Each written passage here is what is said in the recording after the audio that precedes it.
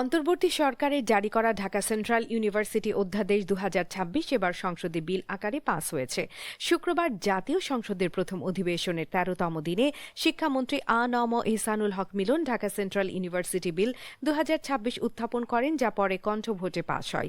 এর আগে ২০২৬ সালের ৮ ফেব্রুয়ারির অধ্যাদেশটির গেজেট প্রকাশ করা হয়। আইনে বলা হয়েছে, ঢাকা মহানগরের ৭টি সরকারি কলেজ, ঢাকা কলেজ, ইডেন মহিলা কলেজ, সরকারি তিতুমির কলেজ, সরকারি বাংলা কলেজ, বেগম বদরুন্নেসা সরকারি মহিলা কলেজ, সরকারি শহীদ সোহরাওয়ার্দী কলেজ এবং কবি নজরুল সরকারি কলেজের স্নাতক ও স্নাতকোত্তর শিক্ষা এবং গবেষণা কার্যক্রমকে আরও মানসম্মত ও সুসংগঠিত করতে এই আইন প্রণয়ন করা হয়েছে।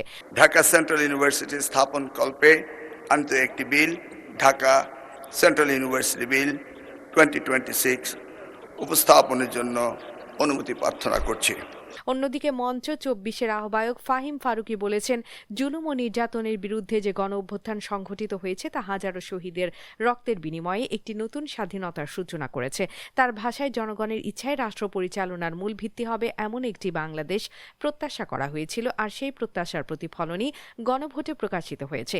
তাই গণরায় দ্রুত বাস্তবায়ন করা এখন সময়ের দাবি। শুক্রবার বিকেল ৩টায় ঢাকা বিশ্ববিদ্যালয়ের মধুর ক্যান্টিনে আয়োজিত সংবাদ সম্মেলনে তিনি এসব কথা বলেন।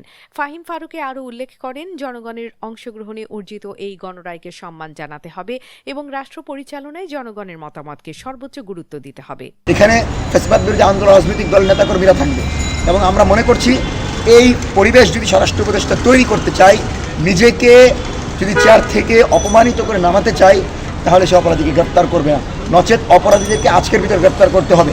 গ্রেফতার করতে ব্যর্থ হয় এবং সরকার যদি বলে সে দিল্লি চলে গেছে, তাহলে এই সরকারকে কীভাবে দিল্লি পাঠাইতে হয় সেই সিদ্ধান্ত নেব আমরা। এই রক্তের উপর দাঁড়িয়ে, আবু সাইদ ওয়াসিম মুগ্ধের উপর রক্তের উপর দাঁড়িয়ে তাদেরকে কোনো আধিপত্যবাদী দিল্লির প্রেসক্রিপশন অনুসরণ করতে দেওয়া হবে না।